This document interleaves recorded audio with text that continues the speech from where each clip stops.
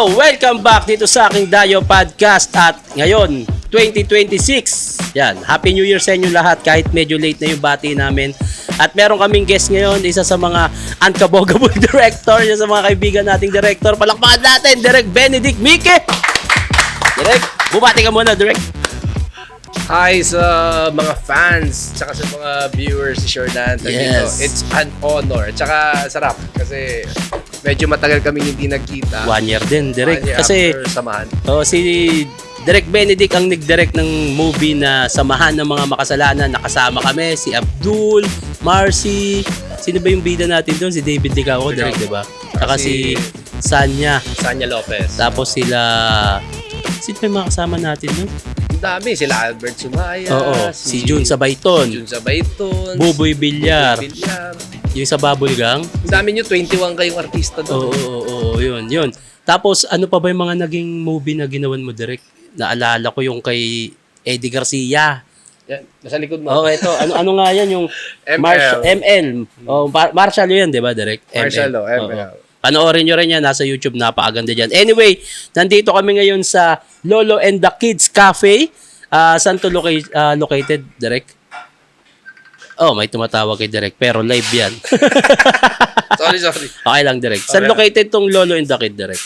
Lolo and the Kids Cafe, tsaka Momol Wash, na named after din sa mga naging project, pero may ibang backstory tong Lolo and the Kids Cafe. Anong Nasa Paco, Manila siya. Ayun, Lapit lang sa simbahan ng Paco Church at Paco Catholic School. Yun, sa mga gustong tumikim ng solid na kape, dito lang yan sa may, ano to, Direk? Paco Church? Paco Church, Paco Catholic School. Paco Catholic School, Paco Church, dito lang yan, Lolo and the Kid Cafe. Anong backstory nito, Direk? Kasi parang, aside from the film, may ginawa akong Lolo and the Kid na film sa Netflix. Oh, yun, oh. With Joel Torres, tsaka yun. Aside from that, actually, ang ano nito, tag dito, naalala ko before kasi dito sa Paco, naglalakad kami ng lolo ko. Nanonood kami ng sine dito. So pag ganun, manonood kami sine, parang I wanted a place na pwedeng puntahan ng mula lolo hanggang apo niya. At the same time na it's a cool place, may mga libro, may art, ganun. So somewhere na you can be comfortable, na mag-hangout ka lang, chill, and we also serve food, pasta, pastries, sandwiches, masasarap yung pasta, pastries, sandwiches namin. And we also offer grilled food. Barbecue, liempo, inasal, ganyan. So it's a neighborhood cafe, quaint siya. Yun, na masarap tambayan. So parang ang pinaka-content niya is bonding. Exactly. Oo, People can bond here. Yeah. Actually, ang happy, we're on our soft opening. Ang daming pumupunta ng mga kaibigan, katulad mo. I hope you enjoy the food later. Tapos yung mga dumadaan lang, tsaka mga tiga dito sa Paco. Sabi nga nila parang, uy, sarap, meron na kami pwedeng puntahan, tambayan. Yun. Nasa magkano ang ano nito, Direk? Ang mga coffee mo, mga rate nito? Ang coffee namin is very affordable. Nagre-range siya from 100 to 180, 160. Mura lang. Sobrang mura lang. Tapos mga flavor? Yung mga gano'n na favorites, the cafe latte, espresso, frappuccino, ganyan. Yun. Lolo and the Kids Cafe. Yun, dito lang yan sa may Paco Church, Paco Catholic School, malapit. Halos tapat lang. Punta lang kayo dito kung naghahanap kayo ng masarap na kape, tambayan. Actually, isa sa maganda pagka mga coffee shop, yung ambience, Direk. Exactly. Aircon pa to. Tapos magsa-summer pa ngayon. Exactly. Ayun, punta lang kayo dito. Anyway, Direk, kailan ka ba nag-start maging director? Maging director? Paano nga ba? Nag-start ako actually, matagal na ako sa showbiz. Parang almost 30 years na ako eh. I started as a production creative, what do you call that? Script continuity. Ano ibig sabihin nun, Direk? Script continuity, yung lahat ng continuity sa pelikula. Ah. Lahat, mula camera lens, lahat. So, that's the best training if you want to be a director or a filmmaker. Script continuity ka. Kasi lahat, kunyari, si Judy Ann dati noon, pag tumalikod siya, sasaluhin mo na isang shot. So, ano itsura ng buhok niya? Nakangiti ba siya? Ganun ka-detalye yun. Parang ano, Direk, sa mga nakikita ko ngayon, yung kunyari, may mga taong pinipicturean niya para, ay hindi, ang ginawa niya, eto huli. Ito hawak niya. Yun. Yung nakikita mo sa set. Oo, yung may nagpipicture. Yun, continuity. Ganun ang ginagawa nyo. May form ka doon, ngayon naka-iPad na eh. Mm-mm. Kinukunan na sa iPad, di ba? Mm-mm. Pero lahat ng details ng continuity, kasi di ba hindi naman buo yung shot eh. Mm-mm. Di ba pag pelikula, putol-putol yung shot eh. Oo, direct. So dapat tama yung continuity mo.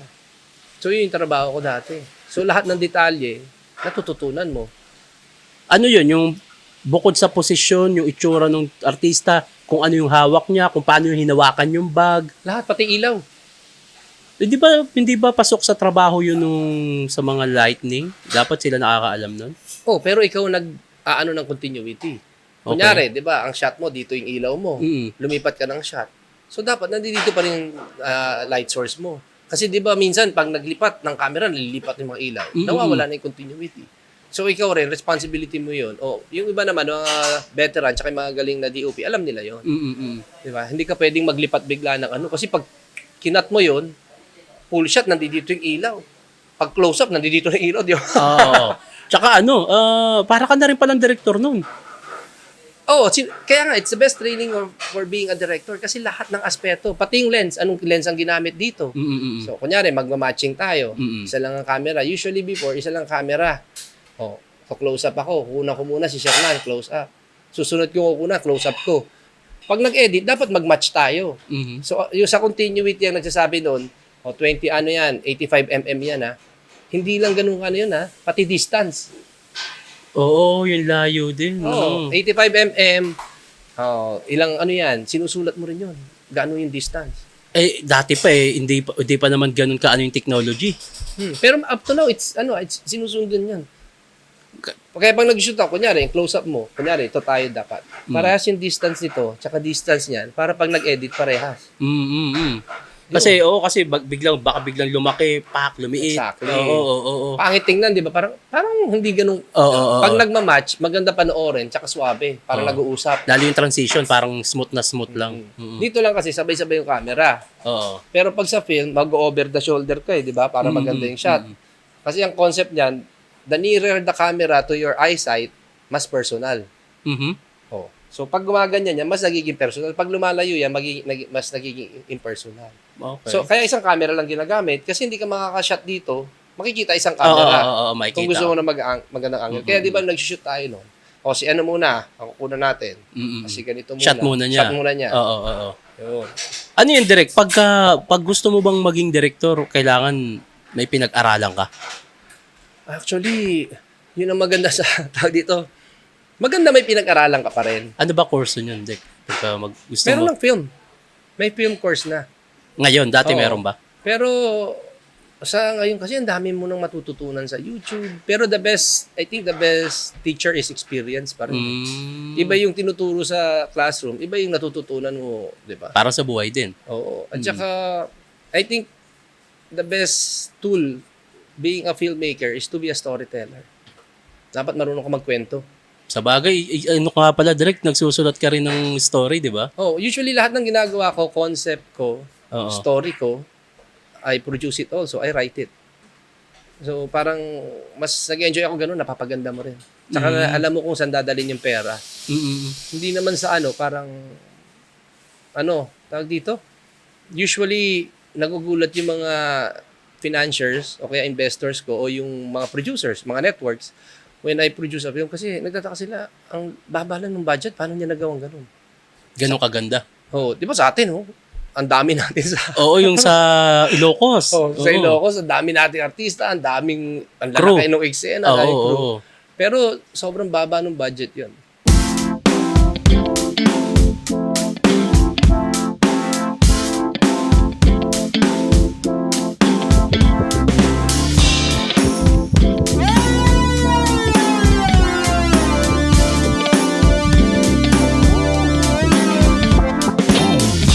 $50,000 lang yun. 50,000.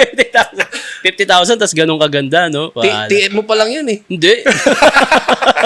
Baka mas mataas kay Buboy dun.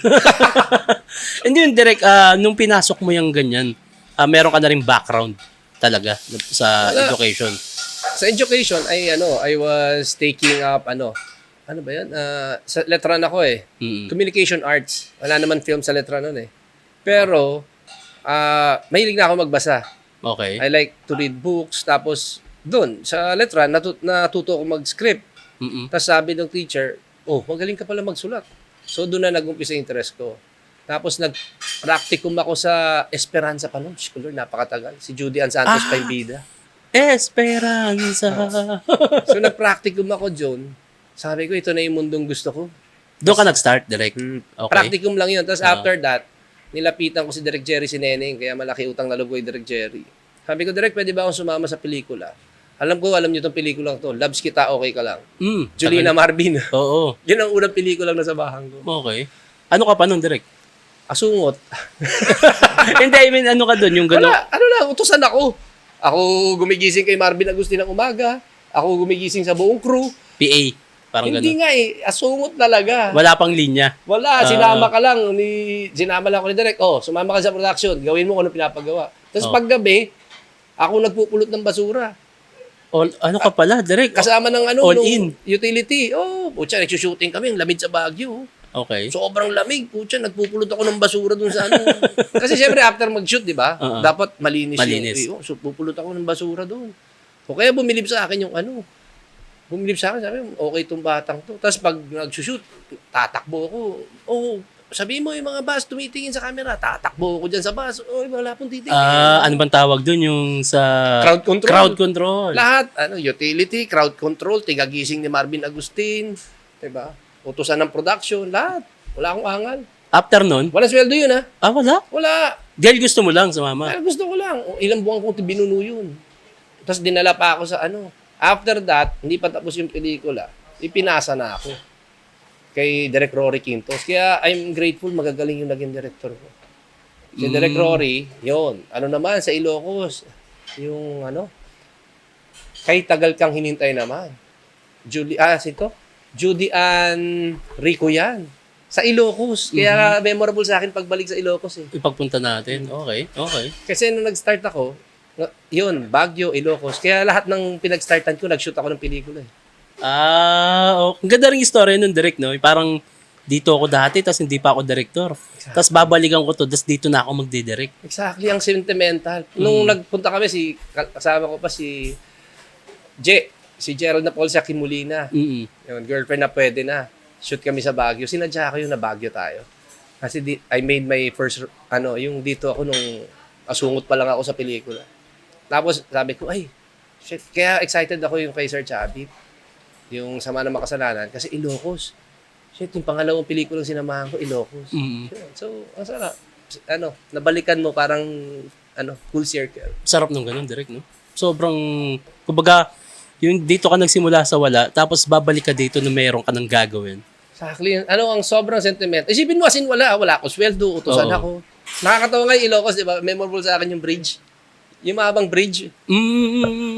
Di ba yung isa sira na, bago na. Yung sirang bridge na yun, dati, ang tawag dito, from Baguio, pagdating ko dito sa Manila, kinuha ko lang gamit ko, alam mong bag ko, trash bag. Kasi wala akong bag eh. As in trash bag. Nilagay ko gamit ko, sumakay ako ng bus, diretso akong Ilocos, nagsushooting sila. Yung eksena, pinapagkamalang tatalo ng bridge si Judy Ann. So, bumababa ako ng bus. Pagbaba ko, game na. Binato ko lang sa isang tabi yung bag ko. Kuha ako ng form ko. Script ko. Game. Walang ihi-ihi. Walang kain-kain yun. Pero, game na. Kaya gulat nga sila eh. Kaya, in a way, bumili sa akin parang, saan galing to? Game na? After nun, direct, nung from wala, ano yung parang nagkaroon ka na ng posisyon? Posisyon? As writer. Actually, kay Direk Olive sa creative, napunta ako. Pinag-isipan ko pa kasi may offer na sa akin mag-assistant director. After 6 months lang, sabi, mag-assistant director ka na. Magaling ka sa production. Lumabas si Ricky Lee sa kwarto.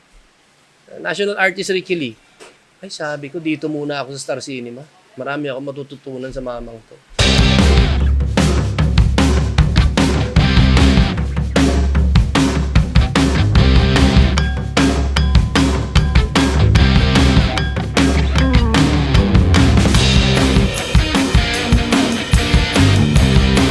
Yun, so naging mentor ko si Ricky, naging writer ako ng Maalaala Mo Kaya. Tapos yun, dire-diretso na. And for a time, ayaw ko mag-direct. Bakit? Gusto ko lang magsulat kasi I enjoyed writing eh. So 20 plus years I was a writer. Head writer, creative consultant. Ano-ano mga nasulatan mo na direct? Bukod sa MMK. Ang dami. Soap opera. Yan, no? On the Wings of Love. Mga ganyan. Talaga? Mga soap opera. Oh. Hinedwrite ko yan sa TV5. Nag-creative consultant ako for ilang years. Okay. 6 years. Sa GMA, nag-head writer ako for ilang years. Ang dami. Nag-MTV pa nga ako eh. MTV Philippines noon. Sa MMK, mga ilang istorya doon ang nasulat mo? Pero mga 12 or 10. Basta yung nagsulat ako doon, for the 1 year na nagsulat ako doon, lahat ng pinadala nila, at saka nanalo sa awards, puro ako nagsulat. Panis. O, 4. Magulat niya ako, 4 na, kunyari, 4 na pinadala ng episode. Lahat sa akin. Mhm. Ano yung parang pinaka sumikat doon sa MMK? Baka maalala ko pa. Ito. Maski si Ricky, ina-acknowledge to eh. Yung, si Ai, first Ai na MMK, na eventually, ginawa niya yung, parang untitled gown. Isa siyang nanay na gagawin ng lahat para mabili yung gown ng anak niya. Kasi mag-JS prom kasi hiling ng anak niya. Okay. So, lahat ng katatawanan, inaabot niya kasi natanggal siya sa trabaho, nag-singer siya sa simbahan, nag-agogo dancer siya, basta lahat ng katataduhan. Mhm. Na eventually, di ba, naging Tanging Ina series. Istorya ni Ai to ha? Ha? Istorya ni Ai. Hindi, storya sa MMK yun. Ah, Ng parang okay. letter sender. Mm-mm. O, na conceptualize. Tapos eventually, di ba, mga pelikula niya nag-hit.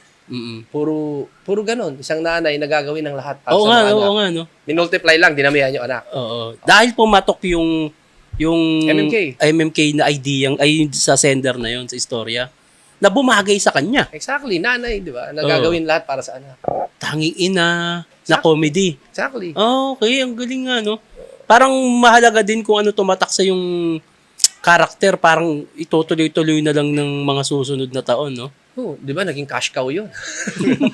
Isang concept lang yun, di ba? Nanay na gagawin ng lahat para sa mga anak. Mm. Na kung ano-anong katarantaduhan ng pagdadaanan niya. Mm. Ngayon naman, ginagawa ni Vice, di ba? Oo, Di ba si Vice ngayon, na para siya yung head ng family, Oo. nagagawin na lahat para sa pamilya. Oo. Vice, pinitch ko sa'yo yan eh.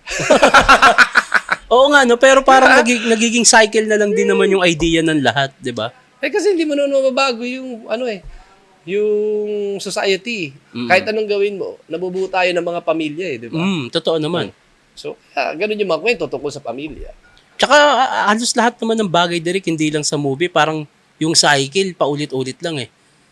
Yung kahit sa mga istorya, ganito. Pero, kumbaga, nasa yun na yun kung paano mo siya pagagandahin eh. Mas bibigyan ng ibang flavor. Exactly. Mm-mm. Ganoon naman eh, may, di ba, kaya nga may commercial films, may, tag dito, yung, ganon, stereotype films, pero, lahat naman ng kwento nasabi na eh. Oh, lahat. Iibahin mo lang kung may ibahin ka lang, di ba? Si Eva at Adan nga eh. Di ba? Nauulit at nauulit lang yung mundo. Parang ganun din sa istorya. Ang naging kabit yung ahas.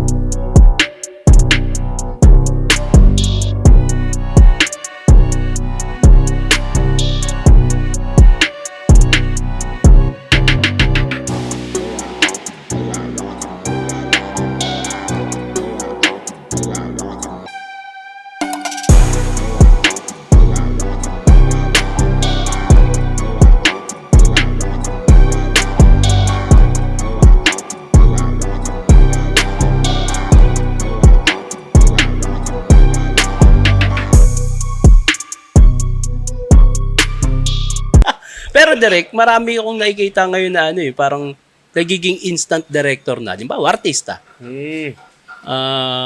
Tingin mo, okay ba yun na, okay, artista, biglang magde-director ka. Marami ako, bukod kay Kuya, kay Coco Martin, ang dami ko nang nakikita na, nagde-direct na rin pala si ano. Meron ba silang background o experience lang? I think walang problema kahit saan ka galing kung gusto maging director. You just have to make sure that you know what you're doing. Kung artista ka, and ilang years ka na nag-artista, siguro naman marami ka nang alam. Tama And naman. it's not bad if you're an actor, if you're a performer, tapos gusto mag-direct. Kasi iba rin yung standing in the shoe of a performer. Ikaw, nag-artista ka di ba? Magandang background niyan para maging artista. Tsaka pag, Para maging director. pag matagal ka na rin umaarte direct, minsan magsasuggest ka na, sige direct, dito na ako. May mga ganun eh. Sige, Oo. may uma-adlib ka na pinapayagan din. Di ba sa inyo, sa shoot, I was so happy and comfortable.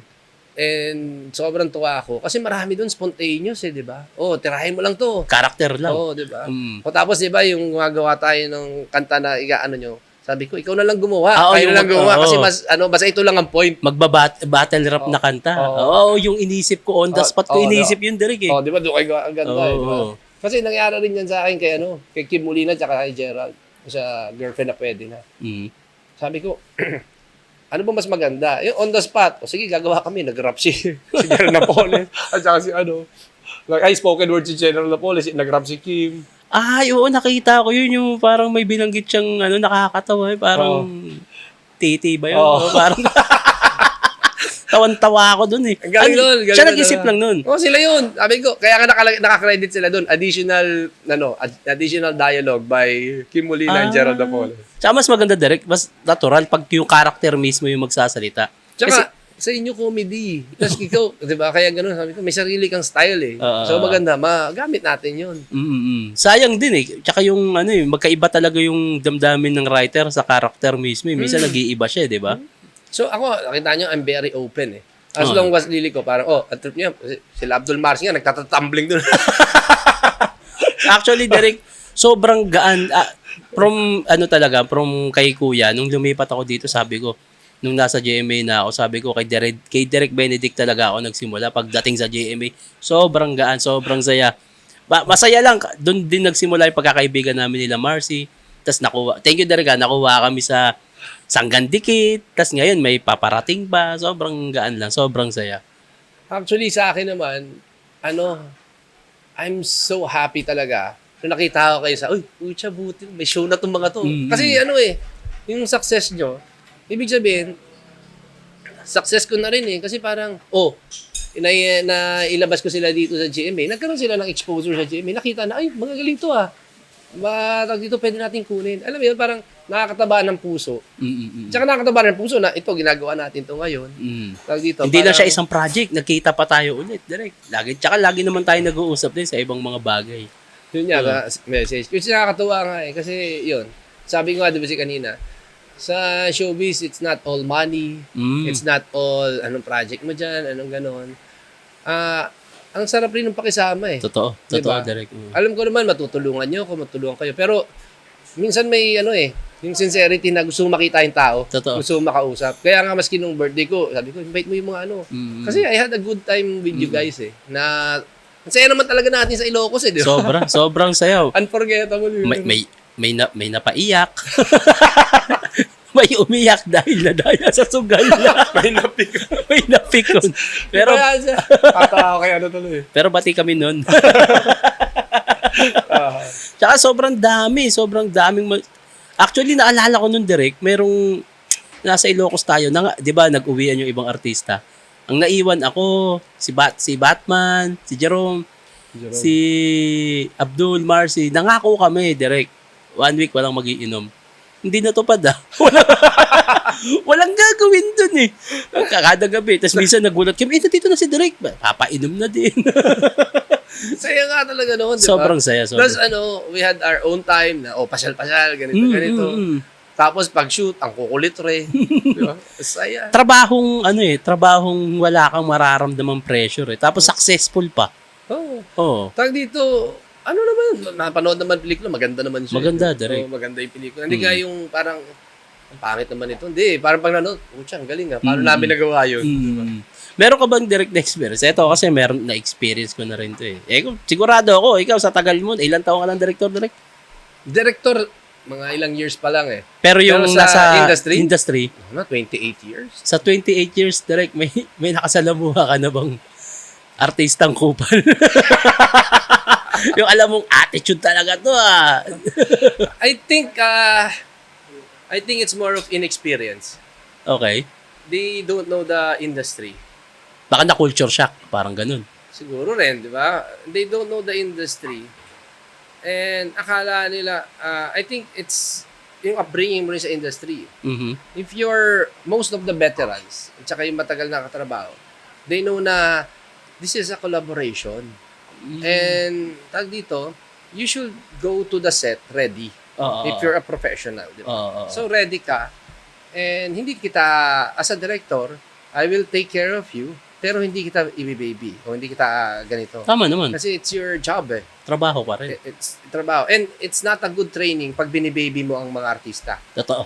Diyan nabuborn yung mga celebrity, pero hindi actors.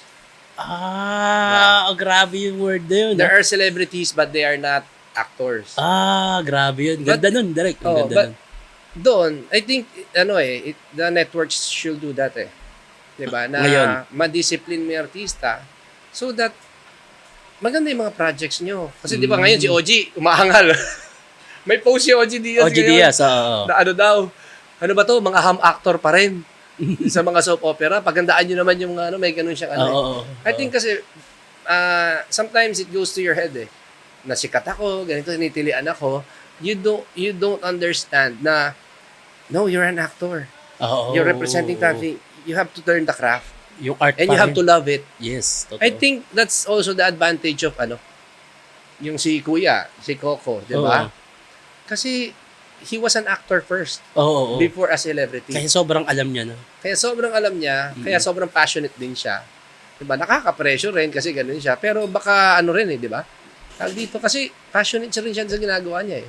Tsaka Pero- mahirap yung kanya, director, writer, Producer. creative, producer. Robot lang gumagawa. I don't suggest na gawin mo yun kung artista ka. Oo, Pero if that makes you happy and he has proven his success, why not? Pero mabe-burn out ka rin nun eh. Oo. So, dapat you have to relax. And sometimes, yun nga, like what I said, filmmaking or making stories, etc., it's a collaboration eh. Di ba? TV shows, ganyan. It's a collaboration. You really have to work with people. Sobrang ganda nung narinig ko na yun. Celebrity, hindi artista. So, oo nga, no? Kasi, hindi lang naman sa pag-arte, dapat, bukod sa pagiging artista sa industry na to, sa lahat ng bagay, dapat mahalin mo yung ginagawa mo para mahalin ka niya pabalik. True. Oo, kasi, kaya ako natanong yung direct, ilang taon pa lang naman ako na umaarte, siguro 10 years. May mga nakasalamuha ako, pero mga veteran nga. Yan, mga veteran, alam na nila yan. Oo. Alam, parang ito nga na si Sir, Eddie Garcia eh. Ang galing niya. Maaga pa dumadating sa set yan kesa sa nagtatayo ng Yung ng tent. tent eh. Nakakahiya ka. Baka minsan siya pa yung nagtatayo. No? Tulungan ko na nga kayo.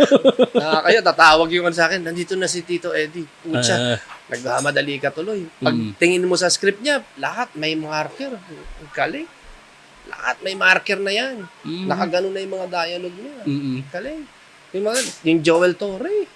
Kuya Joel. Tito Joel. Grabe. Isa, diba? Ang professional, ang galing. Ang saya kasama.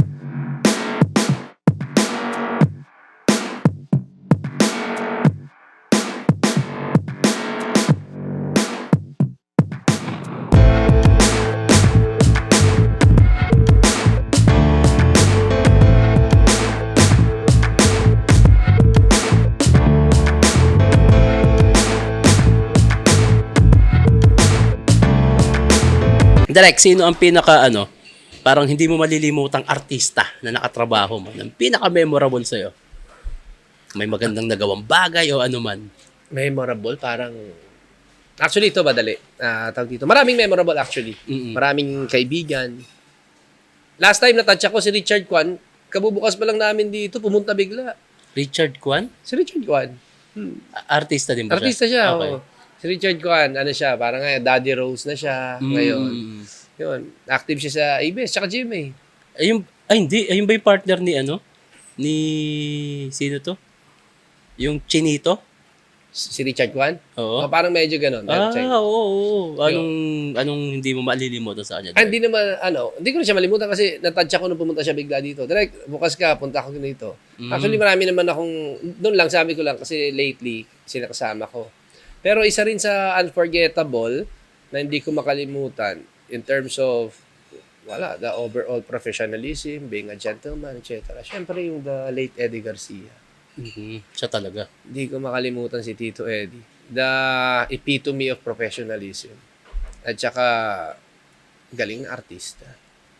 Aside from him, yung mga tumatatak sa'yo yung mga tumatatak sa'yo si Tito Eddie, pucha. Ang galing di ba?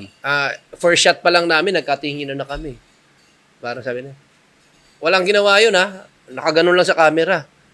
Naikwento niya na Naikwento niya na yung buong karakter niya sa isang tingin lang. Ay, grabe. Yung DOP ko nga, ang galing sabi niya, directing na mo to. Pagtingin ko dun sa monitor, sabi ko, sa tingin lang, nakwento niya yung buong kwento niya na Iba yung direct na yung parang acting ng mata. Yung mata-mata lang kung tawagin, di ba? Mata, tsaka yung nuance, galing. Isa pa, siyempre, Tito Joel Torre. Yun talaga. Siya isa pa yan, di ba? Lahat ng role ata, bagay dun. Kahit yung manyakis na boss, bagay sa kanya. Mabait na lolo, mabait na kontrabida, lahat. Isa chameleon. Kahit anong bigay mo role sa kanya. Kumbaga, there was Eddie Garcia ng generation niya. And we have Joel Torre naman, sumunod ng generation. Tapos, ang galing rin. Actually, it was early in my career kung kailan nabumilib ako sa kanya Alam mo yung pelikulang Anak? Vilma Santos. Oo. Yung ayun ba yung Siya yung alam mo lang hindi? Oo. Okay. Siya yung tatay ni Claudine doon. Flashback scene. Ang eksena, aalis si Vilma Santos, pupunta ng Hong Kong para magtrabaho. So, ang eksena lang, niyakap ni Tito Joel yung mga young Claudine, mga anak niya. Aalis ang mami, parang gano'n. Tapos tumingin lang siya kay Vilma Santos. Tapos nakita mo sa mata niya yung pain na aalis yung asawa. Yan ang artista. Hindi kailangan igalaw yung parang yung namumuto. Tumingin, tapos parang nag-smile siya, pero yung masakit na smile. No. Ayun yung mata-mata lang na acting. Tsaka pag pinanood mo yung anak na, yung eksena, yun yung mga nakakaiyak rin. Aside from syempre kay, rin, of course, yung Vilma Santos. Isa pa yun. Grabe sa professionalism. Siya yung magsasabi ng continuity mo. Tapos ang bait. Yung, may may eksena, may ganun siya. Sasabihin niya, dito yun, nandito yung tuwalya. Tanda niya pa rin, no? Siya yung alam, siya pa magsasabi sa'yo. Ibang mga artista, ano ba ginawa ko? Ano ba? Sakit ng ulo mo pag-continue. Doon nga papasok yung direct, no? Yung minamahal talaga yung ginagawa. Lately, ang galing nung Yasi Pressman. May ginawa kami. Yung Isolated. Isolated, napanood ko yung direct. Part 2. Oo, di ba? Part 2 naman. Magaling si Yasi, in fairness. Siyempre, yung magjowa rin. Magjowang Kim Molina tsaka Gerald Napoles. Sakto. Mga aktor yun. Comedy. Kahit ano paggawa mo doon, magagaling. Sarap. Ayan. Marami pa Yan. Yung group natin, sasamahan kayo. Grabe. Kung ano nga Kaya nga natutuwa ako na nagkasama-sama kayo ulit. Pero ang ganda ng gawa ng sitcom yun di ba? Oo. Lalo yung Mar Abdul. Yung pwedeng Bernardo nga si Abdul di ba? Kasi sa Home Along, si Bernardo yung bagay din kay Abdul yun. Actually, dalawa nakakatuwa. Actually, yung samahan, ang galing nung ang galing nung mga cast. Kaya pwedeng gawing yun, tag dito. Mag-sitcom. Tapos yung yung naalala ko yung sinabi mo, hindi ko nakakalimutan yung yung pagiging artista sa celebrity. Naalala ko sino to yung magaling talaga yung pag may role siyang pulubi, nagpupulubi siya ng isang buwan. Simon Confiado? Magaling. Simon is a very nice person. Hindi na kami nagkasama ulit, pero kaibigan rin yan. Magaling yan, Simon. Galing niya. Actually, siya yung nagiging ngayon, no?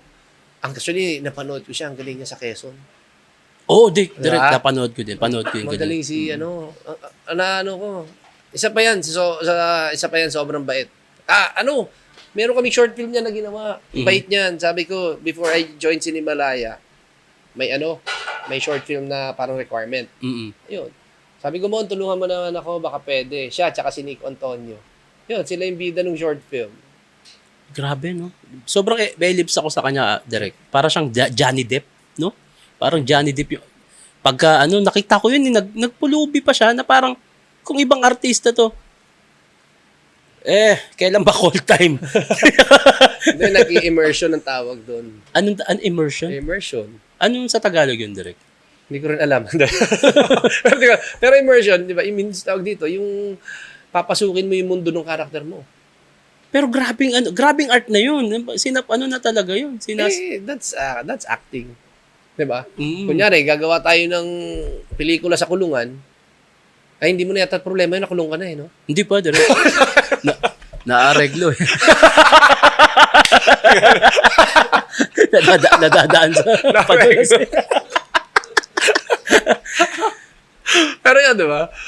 Ay, Gagawa ka ng pelikula sa kulungan, ay, dapat pumasok ka dyan. Danasin mo yun para alam mo talaga yung galawan. So, ang tingin kong hindi pwedeng ibigay na role kay Mon Confiado, direct rapist. Bakit? Hindi magre-rape. Di ba? Parang wag niyo bibigyan ng role si Sir Mon Confiado ng rapist, please. Actually, it works kasi I had actors, si L.A. Santos at si Kira Ballinger. Ito tag dito, they're not yet big stars, pero binili ng Netflix yung movie. Ang title niya, Maple Leaf Dreams. It was, yun, tsaka world deal yun Mayfall. Yung sa'yo Maple din Leaf yun, di ba? Dreams. Oo. So, tag dito, it's it's an achievement itself kasi binili ng Netflix and they showed it worldwide. Pero hindi malalaking artista, 'di ba? Yung leads mo. And it worked kasi pina-immerse ko sila. Si LA sabi ko mag-MRT ka, magtrabaho ka sa canteen, si magtrabaho ka sa office, mag-MRT kayo. So ginawa nila 'yon. So when they were portraying the role, it worked. Naging sila. It helps the actors eh. And they were good in that film. So, at saka yun, di naman bibili Netflix yung kung pangit eh. Istorya din talaga. Oo. Ikaw, Direk, anong mas okay sa'yo? Kunyari, may gagawin kang isang project. Gusto mo ba big star yung gaganap?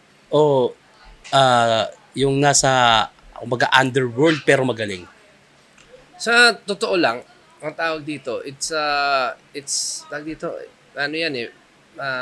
be careful ka dyan eh. Pero I had an opportunity before to work with Maha Salvador. Mm-hmm. Pinapili ako si Maha or si Kim Molina and another actress. Ang sabi ko, magaling ba si Kim? Kasi I haven't worked with him. With her pala eh. I haven't worked with her.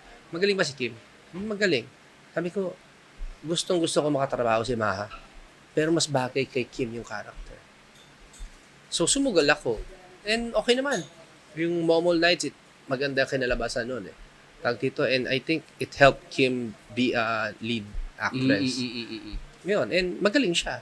So, yun eh. Minsan, ang hirap eh. Minsan, meron. Thank you nga pala. Meron tayong pasta galing sa Lolo and the Kids. Thank you. Ano to, kinakamay? Ayun, Direk. Yun. Tawag dito, yun eh. Minsan ang hirap, no? Pero kailangan minsan, malakas dapat ang loob mo, susugal ako dito. Sugal, no? And totoo lang, I enjoy working with, mga new actors, at saka mga yung ganyan na magagaling, na kasi, wala yung attitude. Walang celebrity. Wala yung celebrity attitude. Oo. Pero magaling sila. So, you're free to do, what you want. Wala kang, parang napupush mo yung, yung character, yung movie, etc. Marami ka nagagawa. Pati sila, napupush mo sila, marami sila natutunan. So, maganda. I also like working with, big actors, etc. Especially the professionals, tsaka yung mga galing. Ako direct, isa yung mga ginagawa mo lagi, mga indie films. Gustong-gusto ko yung mga ganun. Kasi, parang, ako, pananaw ko to, hindi naman ako ganun katalino. Ito lang yung nakikita ko bilang isang tatanga-tanga din minsan. Parang, pag sa limbawang mga indie films, mas may puso. Parang, mas, siya, kumbaga, dito, pag mga big names, parang more on, na siya, business. Pero pag mga indie, andun talaga yung labas mo yung titi mo.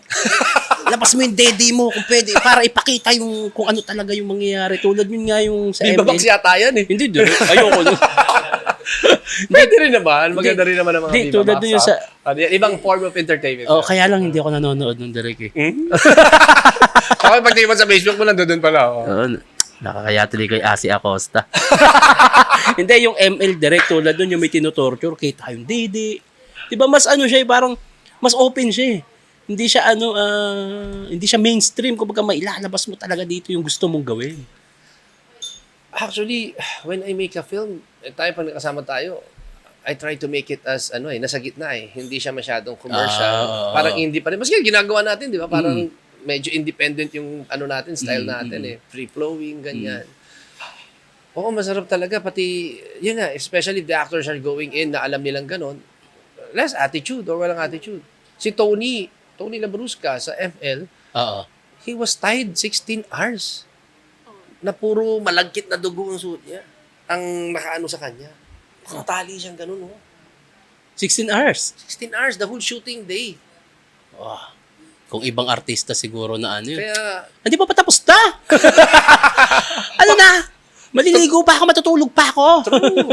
And si Tony, tiniis niya yun. And it showed naman eh. And it also paved the way for him na na maging bida. Diba? And I think it's a good lesson for actors. Minsan gumawa naman kayong pangkaluluwa. Yun talaga, Derek. Mas nai-enjoy ko siya sa totoo lang. Oh, parang hindi lahat pera eh. Totoo. Mabe-burnout ka eh. Ako, when I start working, tas alam kong pera na lang ang dahilan, nawawala na ako ng gana or usually nag-resign na ako. Mas dama ko yung sinabi mo ni Derek. Mas gusto ko yun. Hindi lahat pera eh. Totoo. Baga ano ba sa English, it's not all about money, parang ganun. May narinig akong nagsalita ng ganun. Tapos, baga parang mas masarap nga siyang gawin. Parang yung pera bonus na lang eh. Parang kung bigyan mo akong pera, puta, thank you. Pero gagawin ko tong gusto ko. Parang masaya ako sa trabaho ko. Kumita o hindi. Ito kasi yung fashion. Ito yung puso ko. Ito yung... Sa mundo natin yan. Itong ginagawa mo, nakakatuwa to. Kumikita ka na.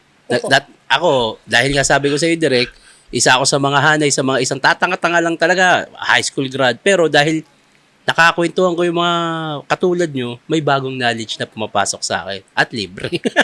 Nakakatuwa nga eh. May cam setup si Erdan. Kwentuhan, kikita, may matututunan ka pa, tsaka communication, tsaka isa din sa sikreto ng kaligayahan sa mundo, communication direct. Kwentuhan. Napakaganda niyang exercise ng emotion. Totoo. Ay, galing ha. Psychologist ka pala ha. Hindi naman. Nararamdaman ko lang. Pero totoo yan ha. Kaya nga uso yung ganito eh. Mga table eh. Kasi di ba actually, ang galing mo kasi yun yung pinaka na-enjoy ko dito sa cafe na tinayo namin. Kasi people come, tapos ito, nakakakwentuhan mo. Masaya eh. Ang dami nang pumunta rito ng mga dating kaibigan, mga bagong kaibigan dito, tapos makakwentuhan mo dito, tawanan lang kayo. Tapos ako kasi I'm genuinely interested with people. Pag manay-meet ako, minsan niya, medyo intrusive, nagtatanong ko, saan kayo nagtatrabaho? Anong industry kayo? Ganito. Interesado ako sa tao eh. Hindi ako yung nakikichika lang plastic. Sarap ng communication direct, no? Oo. Tapos, may mga tao kasing nakakulong lang sa kwarto eh. Kaya lumalabas yan. Dito nga muna ako, maiba lang yung ambience. Tapos magkakaroon ka ng coffee shop na ganito, may matatambayan, may maiba naman, laging nasa bahay lang. True. Alam mo ba, isa sa secret to long life is yung ang tawag dito, yung may kaibigan ka pa tsaka may nakausap ka. Okay.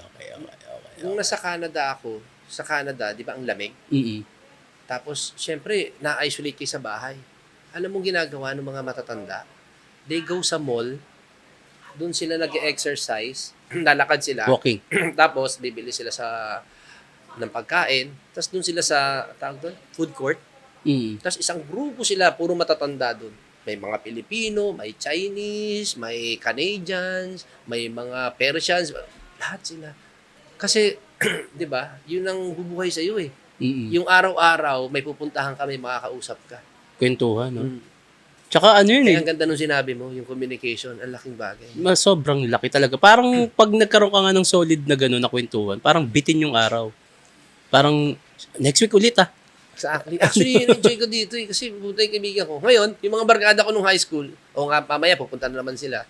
Kasi nakita na parang, uy, ang sarap pa. Tapos kami, tumatanda ka na, di ba? Ano mo, parang, shit, ito yung bubuhay sa'yo. Magbibigay sa'yo ng na neglect mo yan pag medyo bata ka, di ba? Akala mo Parang hindi, wala akong pakialam sa inyo. Oo. Ganyan. Pero pag tumatanda ka, direct, parang ang sarap lang nung kung may mahihila ka pang lubid. Exactly. Oo. Ang ganda nun, dapat gumawa kang kanta, pang mga artist yung pang mga Glock 9 yan, Ay, actually, yun yung mga ngayon Meron akong mga kaibigan din kasing nawala last year na hindi ko man bino-broadcast pero nakakausap ko ulit. Na ang sarap din kasing parang yun nga, yung stay mo pa yung meron. Alam mo pwede pang meron. Nakausap mo pa ulit? Oo. Namatay na pero nakakausap mo pa ulit? Hindi. Parang hindi kami nag-uusap ng matagal na. Parang, nawala ng connection. nagkaroon ng problema pero dahil tingin ko kaya ko pa ng mga Resolve. Nakakapag-usap kami, akala ng iba hindi. Pero ngayon, nakakausap ko na mas okay, sabi ko, mas okay na muna ganito tayo. Huwag natin i-broadcast. Kasi mga kilala din sila sa industry namin, sa battle rap. Sabi ko, okay na muna tayo dito. Huwag tayong masyadong showy. Pagugulat na lang. Parang ang sarap lang yung kwento. Matagal mo ba itong ginagawa? Ang galing nito, Yung podcast, direct? Oo, hindi, I mean yung ito, yung Isang taon pa lang. Isang taon pa lang? Oo. Pala eh. Ngayong year, Galing. ito una. Ito una. Pero gawin mo pa to. Kasi magaling ka ring host eh. Hindi nga Malapit-lapit ka kay OG Diaz eh. Baka magkagusto na rin ako sa lalaki. Hindi, ang nga daw, direct, ang sekreto sa magandang hosting good listener ka. Actually, when OG was starting, nung mga vlog niya, minessage ko siya, tinawag ko siya, alam mo OG, mas gusto kita kaysa kay ganito. Sabi niya, bakit direct? Kasi you let your guest talk. Yes, dapat. Marunong kang makinig. And most of the time, nakikinig ka, imbis nagsasalita ka. Tama. Kasi yung ibang host, mas sila yung daldal ng daldal di ba? Parang, ako, nagnolood ako. Hindi, gusto ko kilala na kita gusto ko ma-discover yung At saka ang magaling kay OG, alam niya yung mga questions at saka yung mga buttons na pipindutin. Na pag sinabi niya, pag nagtanong siya, maaantig yung yung guest di ba? Tapos napapa-open up yung guest. Kasi ang galing OG. Alam niyang mag-manage, manager kasi siya Exactly. Pero yun nga, direct, talaga, kaya ako din ginagawa to. Gusto ko talaga ng knowledge din. So, tulad niya, wala naman akong alam sa pagdidirect dahil may mga kwento kang ganyan, yung parang, yung kwento ng pagiging director mo, pwede ko siyang i-adapt sa ibang bagay Tulad nun, yung celebrity o artista. Pwede sa pagrarap ko ano ba gusto ko? Sikat o rapper? Totoo. Di ba? Tulad ngayon, paritira na ako mag-battle rap direct. Kasi, although malaki binabayad sa akin, sa battle rap, dito sa industry ng showbiz, maliit lang. Pero sa battle rap direct, malaki. Ba't kayo magre-retire? Sayang naman. Ba? Doon papasok direct na hindi na siya tungkol sa pera. Kung babattle ako, gusto ko. Kasi hindi naman baga sabihin natin, sige, kalahating milyon bibigyan ako. Kaya ko naman kitain yan. Tsaka hindi yan ang habol ko. Sa isang taon, kumita ako ng 100K sa isang buwan, okay ako Buhay pamilya ko At hindi ako makaka-offend ng damdamin ng iba. Hindi ko siya gagawin dahil gusto mo. Hindi ako nabuhay sa standard mo. Hindi ako nabuhay dahil sa opinion mo. Babatil ako kasi alam kong maganda mabibigay ko sa inyo. Hindi ako babatil dahil maganda makukuha ko dyan. Ganun siya. Pero wag ka tumigil kasi pwede ka mag-songwriter. Nagawa naman direct kasi rapper pa rin naman ako. Oo nga, galing Or kung hindi, mag-produce ka ng mga bago. Kasi sayang nandiyan ka na sa industry, tapos magaling ka, may influence ka. Tapos ito, ang ganda nga ito kasi you're starting this, you're showing na, may may have the skill tsaka the pisas na mag-host. Thank you, Direk. Thank you. Nag-enjoy ako dito Sarap siya, Direk. Sarap ng kwentuhan lang, di ba? Direk, podcast. Maganda gawin mo rin to. At the same time, dahil nakakita ako, dito tayo sa coffee shop mo, magko-coffee shop na rin ako.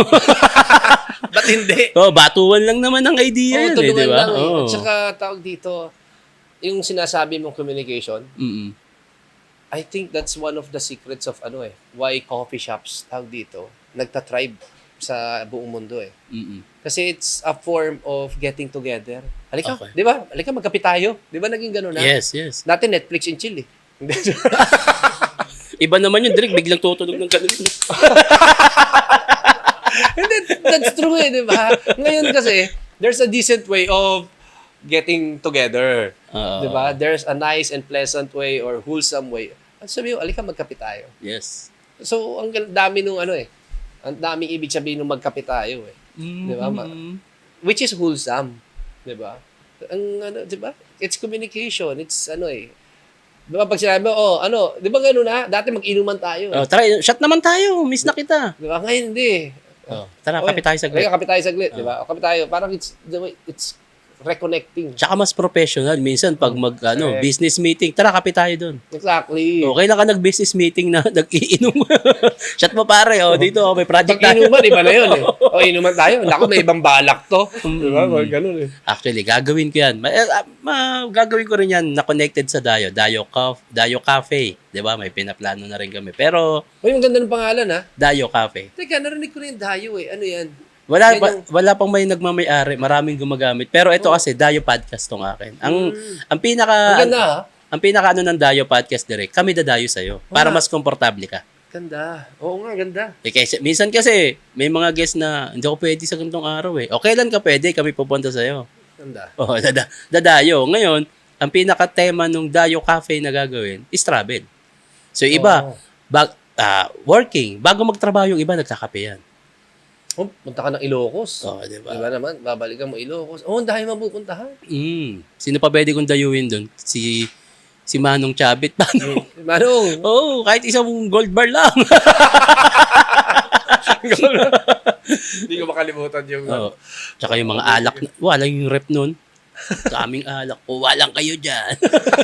Tsaka meron sila direct na yung parang karne dun na nakadisplay. Ano tawag no? Hindi ko alam parang ham na Oo, malaki. ham, pero Hindi nga natin yata natikman yun eh. ayoko din eh. Ayoko din eh. Parang binuro lang doon. Tapos pipitas lang sila nung karne. Ganun lang. Ayoko. Anyway, Direk, sobrang marami akong panibagong natutunan nung nakakwentuhan kita at sa every podcast na ginagawa ko, marami talaga ako na-adapt. At isa sa tumatak sa akin ngayon, magkaiba yung celebrity at artista. At gagawin ko siya. Hindi lang sa industry na to. At pati sa buhay na meron ako. Anyway, Direk, maraming salamat. Promote na rin ulit natin Lolo and the Kids dito sa may Paco, Manila. Malapit lang sa Paco Church, Paco Catholic School. Direk, baka meron ka pang gusto sabihin, mga gustong i-plug. Ito, may extension to. It's Momol Wash. It's a laundry shop, laundry yun. cafe. Nandyan lang siya sa likod. Yun, maganda rin siya. Mamaya makikita. Papasyal natin sila Shernan doon and the crew. Direk, maraming salamat. Meron ka pa bang mga gustong pasalamatan or mga next project mo, mga plano? Yun, we have a advocacy project, a film. We're gonna hold, it's about a mother going through the death of her child through suicide. It's about mental health. Mhm. Ito yung diba? When you're giving back na to. So we're looking for sponsors for it. Yun. Yun. Kasi sana magawa kasi yun nga ang talagang gusto ko dito, if you can save if a movie can save one life, Yes. then it's worth doing. And I think this movie can help a lot of people going through depression, ganyan. And parents, and na paalala na yun. What's important sa buhay natin. Parang music din, Direk. Yung Exactly. iba, music saved my life. Exactly. May mga ganun. So, movie saved my life. Exactly. Oh. Kaya, yun.